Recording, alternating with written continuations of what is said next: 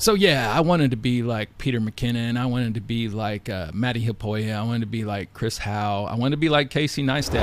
Yes, I wanted to be like Peter McKinnon too. What's up, world? It's your boy Corey Lanier, and I haven't been making as many videos as I used to on this channel.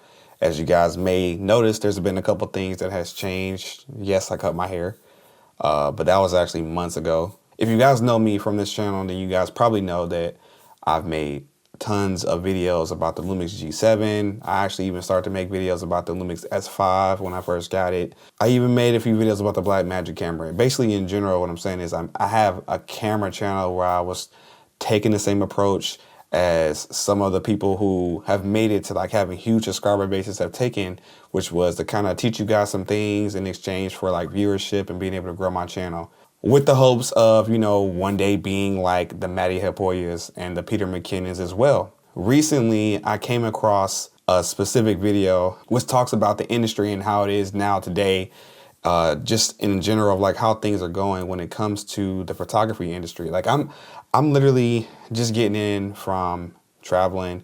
It's a little past midnight. I just so happened to decide to get on YouTube, and I saw this video, and I feel like it really touched home base with me to my core, because I feel like this is a conversation that needs to be had on YouTube, because there's a lot of people out there who are just like me and you who have watched these videos and came up, learned so much from these guys like the Peter McKinnons and the Matty Hippoyas and so forth, Chris Howe's.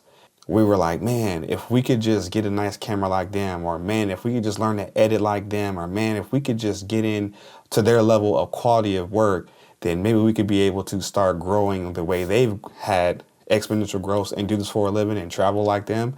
I mean, man, I wouldn't mind traveling for a living, talking about cameras and climbing mountains and flying drones. We've seen a couple new faces within the industry as far as well since then, like Nicholas Christie, Carl Shakur. There's a lot of people who have been able to kind of also still break in and start to see their own success within that market as well. But one of the main things that Lane Gibson has been talking about is that he feels like that part of the industry is dead now. Like having the hopes of getting as big as like Peter McKinnon and Chris Howe, or Matty Hippoya, he's pretty much harping on the fact that the time is over with. They came in at a great time, which we all do know. Yeah, they did come in at a great time when like mirrorless cameras were just starting to come out, and they were the spokesperson for this new era that was coming out. We all kind of gravitated to them like, hey, show us the way, like show us how to make better content so we can be able to go forth and be great content creators and videographers and filmmakers, storytellers ourselves. Because they got in at a great time and they were solving that problem, they were able to amass a pretty big following within their own right, within the industry. And Lane Gibson, first of all, I respect your opinion. I definitely feel motivated to chime in on it. That's why I'm making this response video to you. But what I'm saying is I understand your approach and your opinion about saying the industry pretty much kind of like trying to do exactly what they did is dead, and the way that they did it is dead. I will agree to you up until a certain point. I feel like, yes, if you're trying to do exactly what they did, as far as like teach people how to use mirrorless cameras and being like the go-to person. I mean, look, even Potato Jet is like killing it out there. He came in at a great time too.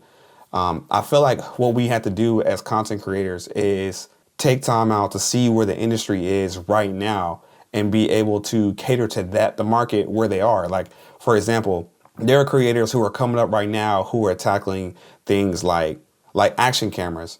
Action cameras are like a pretty popular thing right now. If you want to talk about the Osmo Pocket 3 or the DJI Action 4, those are great cameras to get in on right now and be able to talk about how to make really good content with those. And you could build a pretty good following and probably pretty good space. Even if you were to niche down into something like what I've done on my channel, where I talked about one specific camera, which was the Lumix G7, I noticed that my channel grew, and I've grown a pretty good following of people who follow just because of that one specific camera. So I guess you could say that, yeah, you're right, that if you were to talk about something that you specifically love all the time, you know, and really kind of double down on it, that you can find other people who like that topic as well and maybe grow within the niche. But I don't think that as far as like the entire industry of being like a go-to filmmaker slash teacher about camera. In that subject in general, I don't think it's gone. I think we all still want to be like Peter McKinnon, but I feel like what we have to do is we all have to find our own Peter McKinnon opportunities with where the industry is right now, and we still have the opportunity to still grow on YouTube. I still feel like YouTube is probably the best platform for building an audience right now and having that organic reach to actually build an organic audience in general.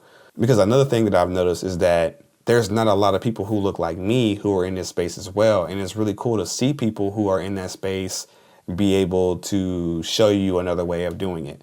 So I feel like it's important for us to continue to pour into this market and so we can keep expanding it out and blowing it up, because this really can continue to change a lot of lives. But okay, guys, that's just what I feel about it.